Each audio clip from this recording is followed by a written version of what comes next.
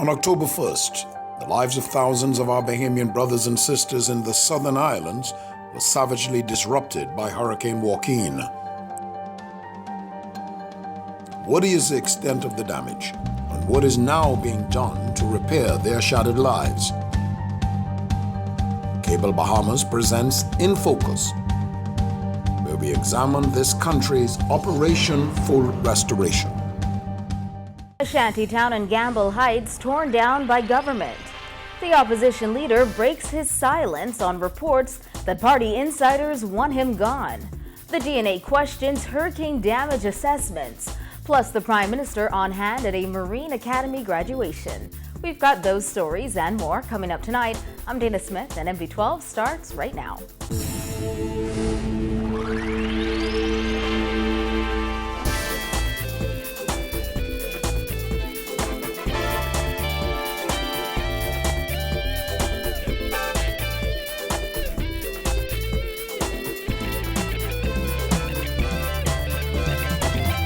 Happy news tonight. A shanty town in Gamble Heights was torn down by government this morning, leaving scores of people homeless. The town, which is located just off Blue Hill Road, was said to have been there for years and housed hundreds. The landowner described the town as unsanitary, but he admitted to MB12 today he had attempted to charge the residents rent, but now he wants them gone. Many of the shantytown residents were outraged, claiming the demolition came without warning. They have to come here and actually give a notice. You see what I'm saying? If it's a 30-day notice, a 60-day notice, whatever it is, 2 weeks, 24 hours, 48 hours, once they give a notice, this just unexpected. You see what I'm saying? Everybody have their stuff right now. They have them out in the rain. You see what I'm saying? It's inhumane. Man, we just see the trucks pull up, the two cheese bus pull up, the immigration, you know. I mean, we didn't even have a notice of what's going on, or what's happening, you know. The little children gone to school. Now when 3 o'clock comes, the parents go pick up the children, come back, the little children don't have nowhere to live. Shantytown resident Terry Joseph said the demolition came as a surprise, but the father of one said he's concerned only about the children who called the now demolished shanty structures home. He claimed it's not just Haitians who lost their homes, but Bahamians. I be honest with you, I sleep in my car, I's a man. All I need is a bucket of water and soap and my toothbrush and I good.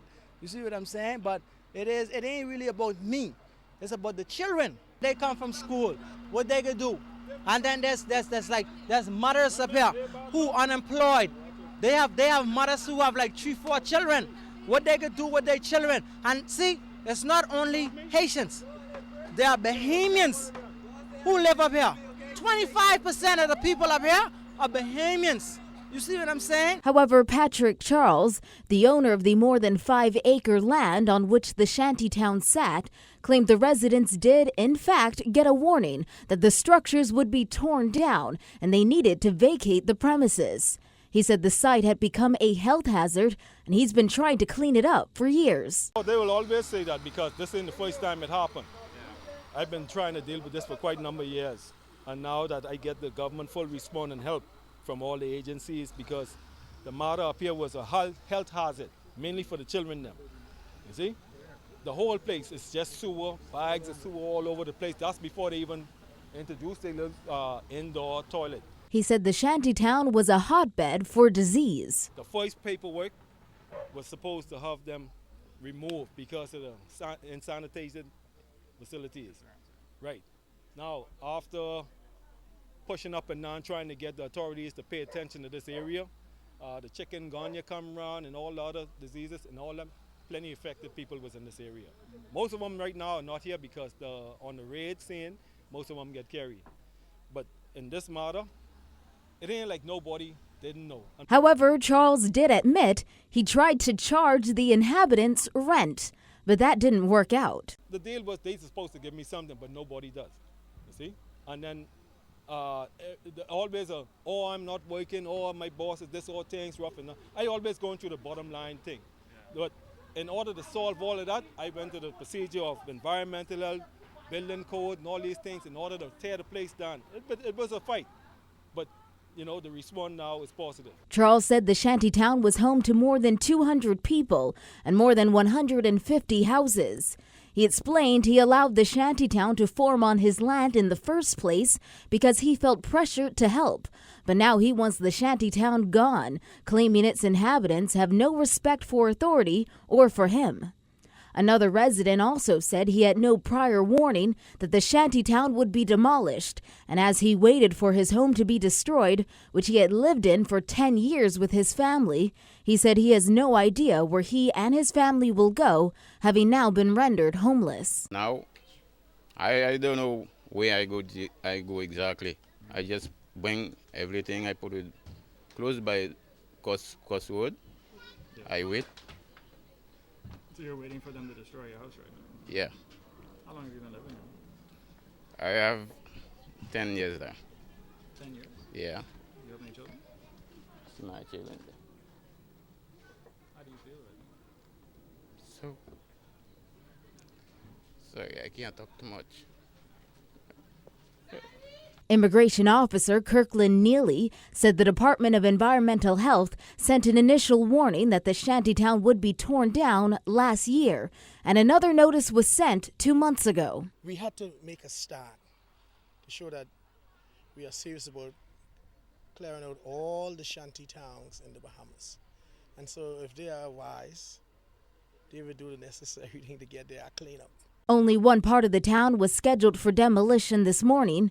Neely said officers will return at a later date to target the remaining portion. In this process, we are checking for illegals, and we are also treating people with respect and decency. Opposition leader Dr. Hubert Minnis has broken his silence on reports that F&M MPs and party insiders are actively planning to oust him as leader. When asked about the allegations, Minnis told NB12 it's lonely at the top and you can't please everybody, explaining his decisions are not aimed to please F&Ms or even himself, but the country at large. Leadership is not easy. The higher you go, the more lonely it becomes. It's lonely at the top. Minnis took the party's helm in the wake of former Prime Minister Hubert Ingram's resignation back in 2012.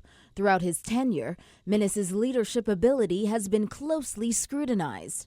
The Nassau Guardian's National Review reported that according to senior F&M sources, some F&M MPs were considering sending the Governor General a letter advising they have lost confidence in Minnis and asking for his removal. That letter was reportedly in draft form as of last month. As leader, there are always, issues and other. You cannot please everybody. If a leader pleases everybody, he's a weak leader, because it means that you are bending to every individual and trying to please them. There are some may be your best friends. Decision you make is not the best for them, but the decision is best for the country. And you must always make decisions that are best for the country. That decision for the country may not be good for you, and therefore you will get upset with me. I must accept that. Many F&M MPs refused to comment on the reported plan, but South Abaco MP Edison Key said at the time he had heard there was a minority of F&M MPs who were attempting to get rid of Minnis. Minnis would not respond directly as to whether he's aware of the plan or which MPs are reportedly involved. He expressed confidence in the party's ability to win the next general election, explaining regardless of any internal issues, they all have a common goal. We would all be focused on one thing, common goal. The common goal is to get the PLP out. Regardless of what's going on, that's the common goal. To get this worthless, useless, arrogant government out. Democratic National Alliance leader Granville McCartney said today that after government revealed its plans to borrow more than $60 million for hurricane relief efforts, he was baffled and confused, questioning how government came up with that figure without proper assessments and why it has yet to mention anything about insurance. Simone Davis reports. The DNA leader said it's the government's duty to explain to the public exactly how they got that assessment. However, he said his main concern is whether or not the government buildings destroyed in the hurricane were insured at all.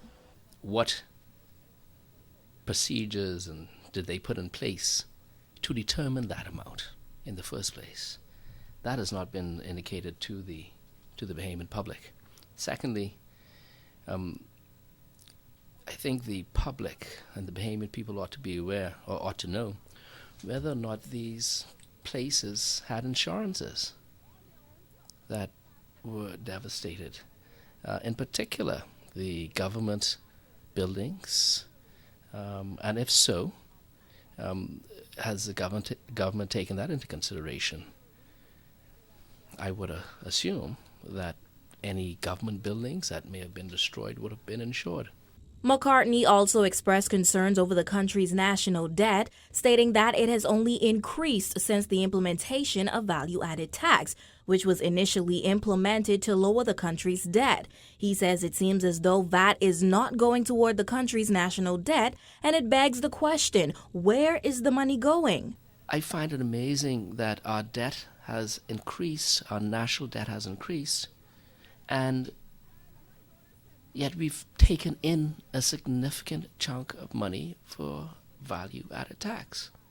The government has not to date informed the Bahamian people where that VAT money is going, because it obviously would seem that it's not going towards our national debt, which was the primary reason why the value-added tax was introduced, to reduce our debt. Being informed that the debt has increased 10% up to June 2015. McCartney shared many of the same sentiments as Free National Movement Chairman Michael Pintard, who suggested on Thursday that borrowing money should have been one of many options instead of a sure decision.